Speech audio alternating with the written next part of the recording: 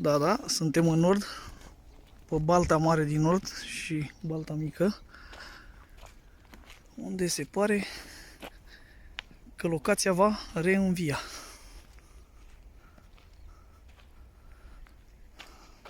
Se lucrează de zor.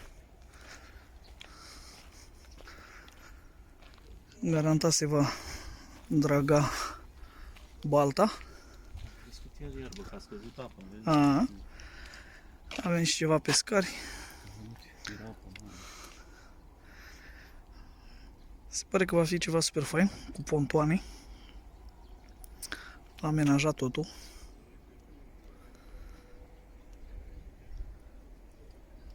Și se pare că va deveni o bază de agrement superbă.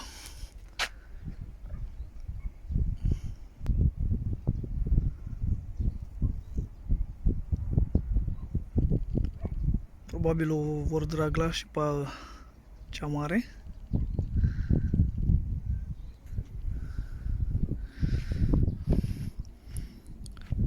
Acolo va fi, cred că, intrarea. Uite, unde taxează. Taxarea, da. Iar pe pancarte scrie că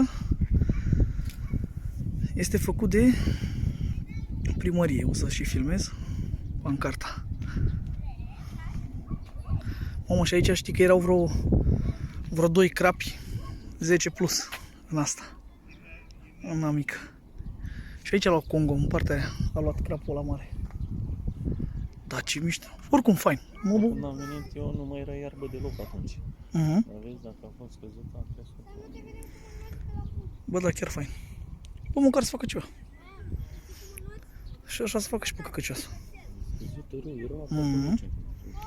Păi știi care e treaba? E un tub acolo, în partea aia, și are legătură de oltul, să varsă în olt. Și când crește balta mare, dă în asta și după aia dă în aia. Și dacă o să mai sape, garantat va fi mai adânc. Dacă ar mai da drumul și la piscina de lângă și la terenul de fotbal. Bă, dar știi că chiar vorbeam anul trecut de faza asta, ce mișto ar fi să vii aici să dai la pește, să ai ponton și piscină lângă tine. Dacă ar mai face și complexul, ar fi super.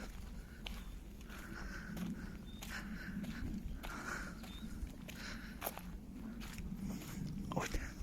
Și e mișto că nu sunt de lemn, că bun, am înțeles, sunt structură metalică. Și dacă o îmbracă și o face faină. Uite, și aici au mai adâncit. Cu caza. A, cu cazare, da. Uite, frumos. Și uite ce au adâncit aici la mal. E mai adâncă. Bine, sunt planuri mulți, dar o să mai escaveze probabil. Scos toate sălci. Da, sălcile de aici, tot. Deci nou complex piscicol în Vâlcea. Se mai face și aia pe bulevard, de sapă la aia.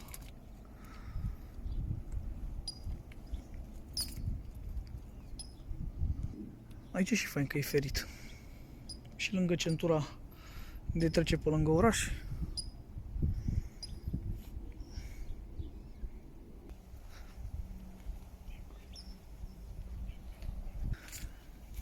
Oare cine o fi beneficiarul? Oare? El Moldov. Vecinul?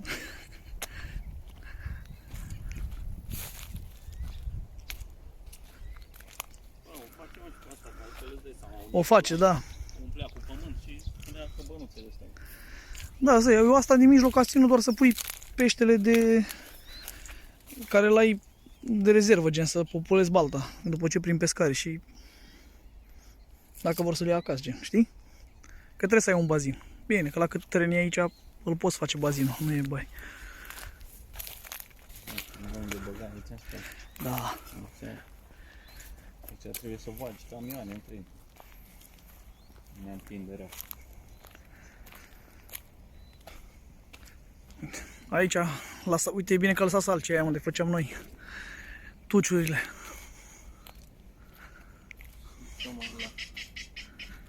Da, trebuia să mă lase și câte un copac, cum făcea și umbră. Da, adevărat. Asta chiar păcat să nu-i faci pontoane pe toate părțile, și pe față și pe spate. Dar cred că pe partea aia nu poate, că e complexul și e gardul aproape, unde sunt sălcile alea. Stau un gard în fața lui.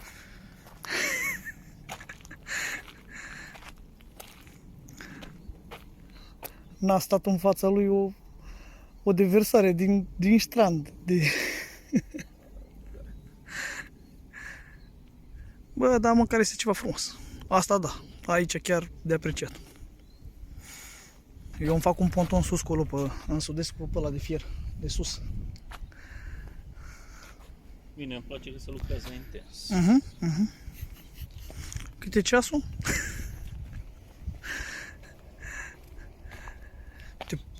Au adus astea să facă... O face fântână sau e pentru trecere? Podețul. Pentru podeț.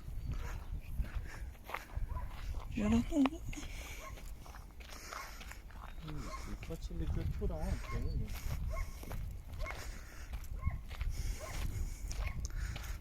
Auzi? Să mai arunci un restaurant de la șmecher? O face canalizare, mă. Pe canalizare, cred că. Auzi? Să mai faci un restaurant șmecher aici? Nu, ba nu. Îți dai seama, cred că ăsta Cu o sală de evenimente? o să fie și chioșcuri de astea, agenda închiriat.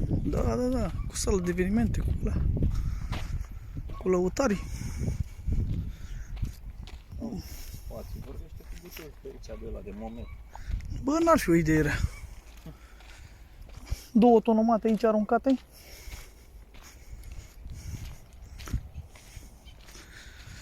Niște de-astea, la ce dă ăștia, crăparii, niște cocoloașe din alea. Dă-le de-a lui Ivan. Da. Pop-up-uri, dă-le. Pop-up-uri cu... Da, nu știu. Bă, de când mi-a promis că mi-aduce și mie un crab din ăla mare, la 12-14 kg, să-l bag la garniță.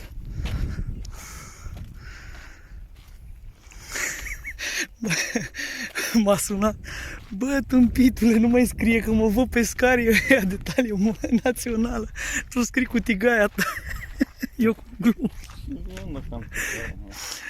Și mă sună acum, era cu Cosmin cu Ciochindă.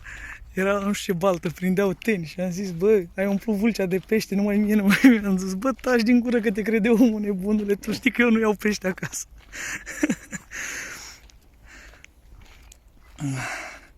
Și acum îl mai prind, mai am pe Liviu de taximetriste, zic, bă, să mi-aduci unul să-l punem la ProTsap. Hai mă, să vedem ce scrie aici pe proiect. Amenajare Parc Nord.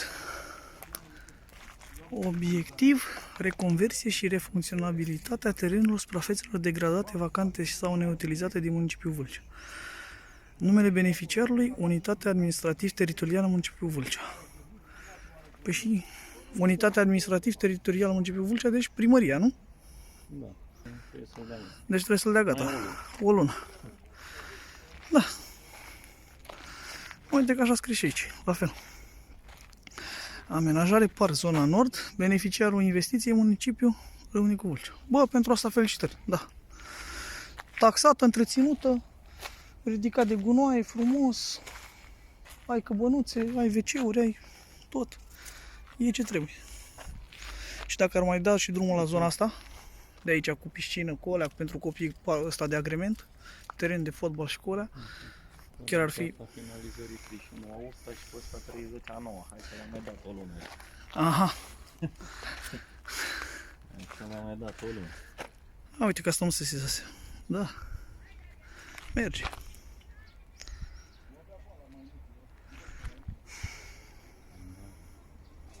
Era cu vestiare, pe pălărinezi, la păcat de asta, mă, că uite și aici pe spațiu. Da, mă. Și spațiul neutilizat și abandonat de ani de zile. Terenul de fotbal, sală acolo. Toată infrastructura, frate. Ai curent, ai gaz, ai tot. Sperăm că reînvie zona. Zic că să vină lumea aici.